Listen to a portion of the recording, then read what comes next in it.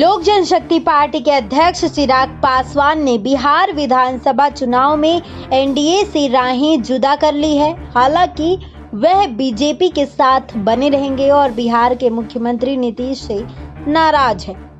बता दें कि एक इंटरव्यू में चिराग पासवान ने मुख्यमंत्री नीतीश पर निशाना साधते हुए कहा कि नीतीश की पार्टी जेडीयू को हर सीट पर हराना ही हमारा मकसद है। उन्होंने कहा कि नीतीश सहयोगियों की सुनते नहीं हैं।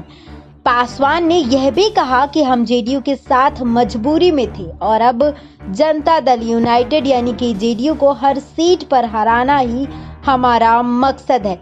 चिराग पासवान ने रविवार को बिहार विधानसभा चुनाव में एनडीए का हिस्सा बने रहते हुए ही अलग चुनाव लड़ने का ऐलान किया। उन्होंने जेडीयू के खिलाफ सभी सीटों पर उम्मीदवार उतारने लेकिन बीजेपी प्रत्याशियों के खिलाफ नहीं लड़ने की बात कही थी।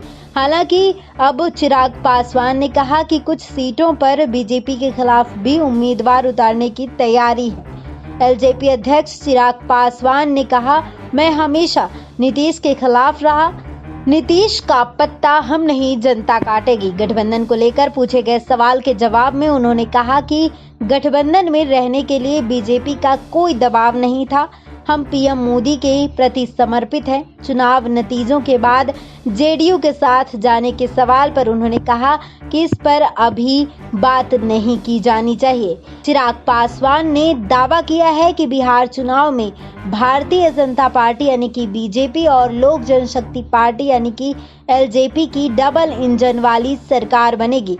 उन्होंने कहा कि कुछ सीटों पर बीजेपी के खिलाफ उम्मीदवार भी उतारने की तैयारी है। बता दें कि चिराग पासवान के अलग चुनाव लड़ने के ऐलान के बाद बीजेपी को अपनी चुनावी रणनीति में बदलाव करते हुए नए सिरे से प्रत्याशी के नामों पर विचार करना पड़ा था।